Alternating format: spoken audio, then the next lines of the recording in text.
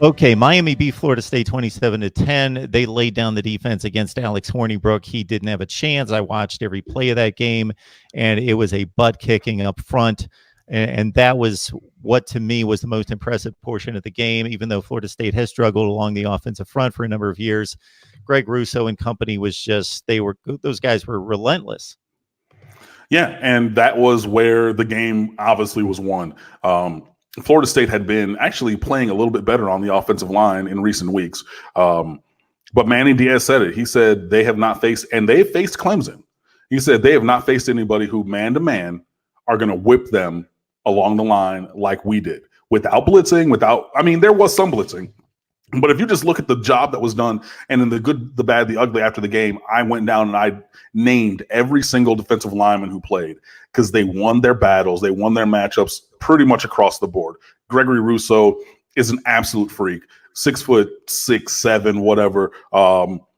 Just huge, monstrous, already 12 sacks in the year, 4 in this game, was the Walter Camp National Defensive Player of the Week, was the ACC Defensive Lineman of the Week, already tied for 4th all-time in the single-season sack record book for the Miami Hurricanes. And this is a guy who's only started 4 games this year. He has all the talent in the world, and he was just unblockable.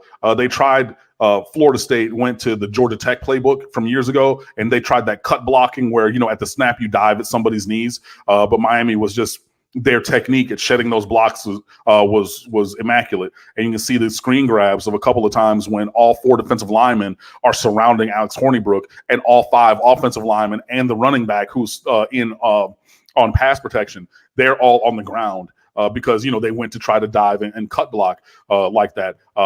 But yeah, the defensive front was just dominant, absolutely flat dominant.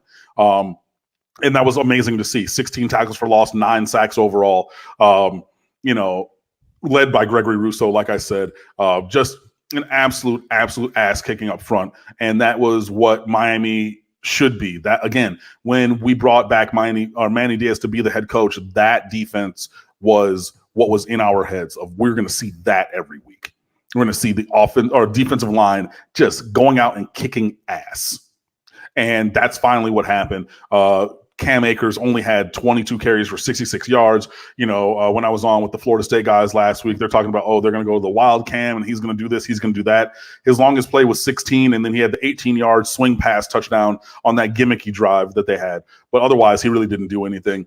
The defense, it was strong. Had 2 interceptions, a forced fumble, 9 sacks, 16 tackles for loss. I think it was between plays that went for no yardage or lost yardage. I think 2 out of every 5 Florida State snaps was one of those. So either nothing or going backwards.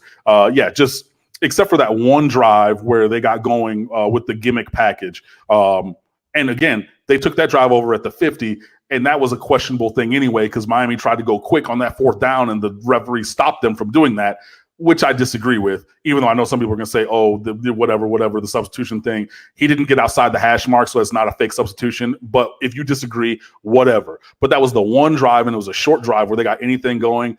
Absolute dominance from the Miami defense, and I love to see every second of that. Want to let folks out there know that you go to MiamiMoneyball.com. What you do there is you play fantasy football for a ton of great prizes. And what you do is you line up that Miami football game, whether it be the Dolphins or the Canes, and you make your best estimate on statistical categories to win prizes. So I encourage you to go check it out, MiamiMoneyball.com, and see if you can get the stats right on Miami's matchup against... I don't even know who you're playing this week off the top of my head. Louisville. That's right, Louisville. Where's the game? Down here. It's senior day and homecoming at the same time. So it's a big kind of a week on campus and a double big celebration. Triple big if you count the official visits that are be going on, but we will get to that, I guess, maybe a little bit later. I believe that's the first time, and I hope that's the first time I didn't even know who Miami was playing this week. It didn't even strike me that I need to look this up because I usually just know. Right. That's it's weird because we have both of our crossovers back to back this year. Between the with the Coastal Atlantic Division teams. So so we had Florida State last week and then home against Louisville this week. So there's that.